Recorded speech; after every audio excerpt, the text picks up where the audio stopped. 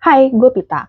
Sebagai orang yang bekerja di industri keuangan, gue melihat bahwa wilayah ASEAN menjadi salah satu target utama investasi. Ekonomi di wilayah ASEAN memang tumbuh stabil, meskipun wilayah ekonomi besar seperti Eropa, Cina, dan Jepang, dan Korea mengalami deflasi, atau seperti di Amerika Serikat mengalami proteksionisme yang semakin meningkat. ASEAN dikenal sebagai wilayah yang ramah terhadap investasi asing dan dianggap sebagai pendorong ekonomi global yang baru. Namun di balik segala optimisme ini ada tantangan besar yang menanti. ASEAN saat ini sedang menikmati puncak bonus demografi dengan banyaknya usia produktif. Tapi pertumbuhan populasi mulai melambat, terutama di negara seperti Singapura dan Thailand yang bahkan kini sedang menghadapi bom waktu demografi. Negara maju seperti Korea, Cina, Jepang, atau mungkin Singapura termasuk, memang menghadapi pertambahan populasi lansia dan pengurangan jumlah kelahiran. Tapi mereka sudah berhasil membangun infrastruktur kesehatan dan perawatan untuk generasi lansia secara cukup memadai. Tapi di negara berkembang seperti Thailand yang ekonominya belum kuat, saat ini sedang menghadapi situasi yang dilema dan sulit. Thailand bisa disebut sebagai negara yang menua sebelum kaya. Antara 2002 sampai 2021, populasi lansia di Thailand meningkat dari 7% menjadi 14% dari seluruh jumlah penduduk mereka. Dan diprediksi itu akan bisa mendekati sepertiga dari total populasi di tahun 2050 dan 2060. Sebenarnya situasi di Thailand ini adalah alarm peringatan untuk negara berkembang seperti Indonesia. Indonesia sekarang juga sedang ada di puncak bonus demografi. Saat ini 100 orang usia produktif di Indonesia diperkirakan sedang menanggung 41 orang usia non-produktif. Itu seperti anak-anak ataupun lansia. Tapi dalam 30 tahun ke depan, jumlah orang yang usia produktif yang sekarang sedang bekerja akan masuk ke usia non-produktif. Sementara jumlah generasi produktif yang baru akan berkurang karena perlambatan pertumbuhan populasi. Ini akan membebani pertumbuhan ekonomi dan akhirnya negaranya akan jatuh ke dalam middle income trap. Ketidaksiapan untuk menghadapi generasi lansia yang menua, salah satu contohnya bisa gue lihat di dalam kehidupan sehari-hari. Gue pernah ketemu dengan Oma A, umurnya 77 tahun. Oma A ini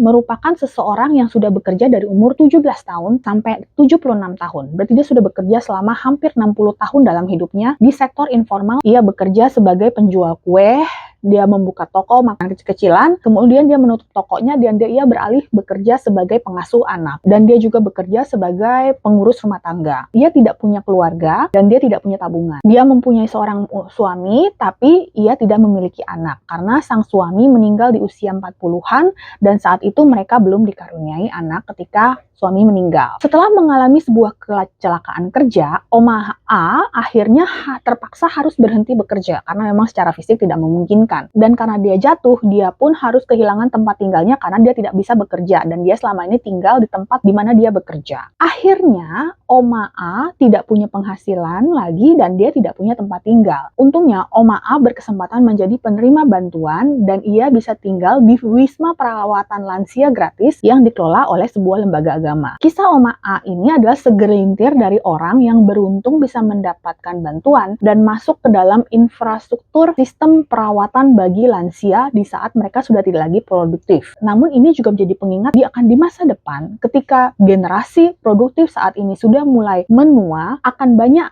orang yang butuh dukungan di usia lanjut tersebut. Terlepas apakah mereka punya kemampuan untuk membiayai perawatan tersebut atau tidak. Mungkin tidak semua orang akan ada punya kisah yang sama seperti Oma A, karena dia tidak punya keluarga untuk bergantung, sehingga dia harus masuk ke dalam infrastruktur pelayanan bantuan sosial. Tapi sistem tersebut dibangun dan membutuhkan dana untuk bisa menjalankannya. Banyak dari kita sendiri merasakan, terutama sebagai generasi sandwich, kita tahu bahwa tidak semua keluarga punya kemampuan untuk memberikan perawatan yang layak bagi generasi lansia mereka. Generasi usia produktif saat ini, mereka sudah terjepit secara finansial di mana mereka harus menanggung generasi di atas dan di bawahnya dan terancam kalau mereka tidak bisa mempersiapkan dirinya untuk 30 tahun atau 40 tahun yang akan datang, mereka akan membuat anak-anak mereka menjadi generasi sandwich berikutnya. Yang namanya menua itu adalah fase hidup. Sebagai manusia, kita harus menerima dan mempersiapkan diri. Masalah negara, penurunan jumlah populasi investasi, itu di luar kuasa kita. Tapi sebagai individu, gue merasa kita perlu mempersiapkan diri sampai sebelum akhirnya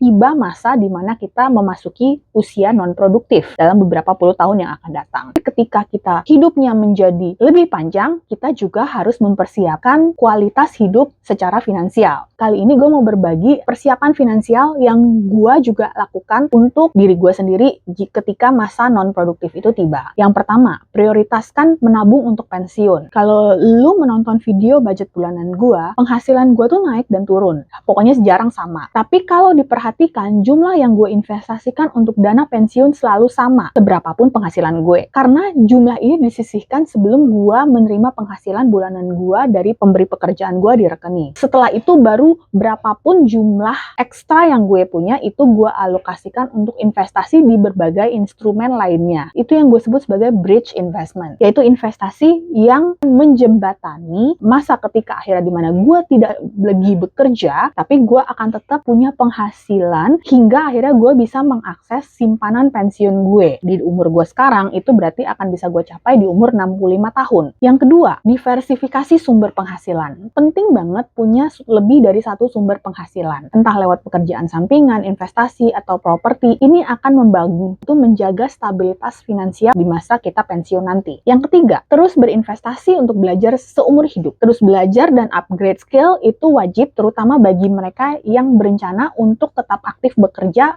setelah usia tua. Terutama mungkin mikir, ya kan gue gak berencana bekerja, gue mau mendirikan usaha aja. Kalau kalian menjadi pengusaha, justru kita harus memastikan usaha dan bisnis kita tetap relevan dengan perkembangan zaman. Ingat, konsumen akan meninggalkan bisnis yang tidak bisa beradaptasi dengan zaman. Yang keempat, membekali diri dengan asuransi kesehatan yang cukup untuk perawatan kesehatan di masa lansia. Saat ini, banyak dari orang-orang muda yang mengambil asuransi tapi dengan pemikiran, oh ya sudah, saya cukup untuk perlindungan dasar. Ketika seseorang udah memasuki usia tua, pengeluaran terbesarnya itu bukan lagi soal makan dan transportasi atau gaya hidup, tapi biaya perawatan kesehatan. Dan biaya ini akan terus meningkat. Kita sendiri melihat berita bahwa pemerintah kita mulai membatasi berbagai jenis perawatan yang tersedia di fasilitas asuransi kesehatan publik BPJS Kesehatan. Dan ketika seseorang memasuki usia pensiun, ya mereka tidak bisa lagi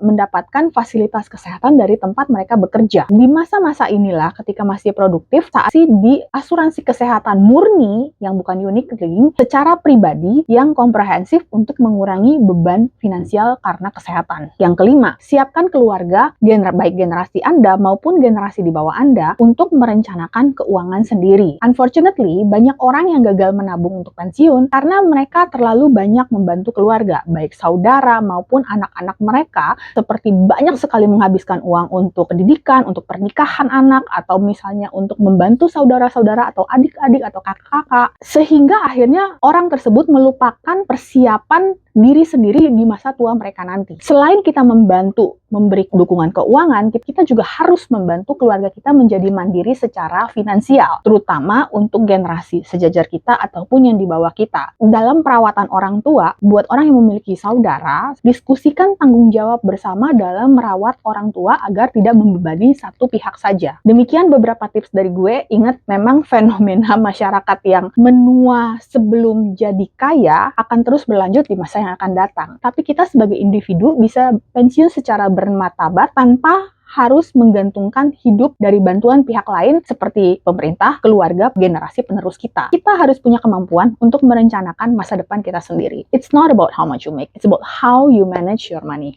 Salam!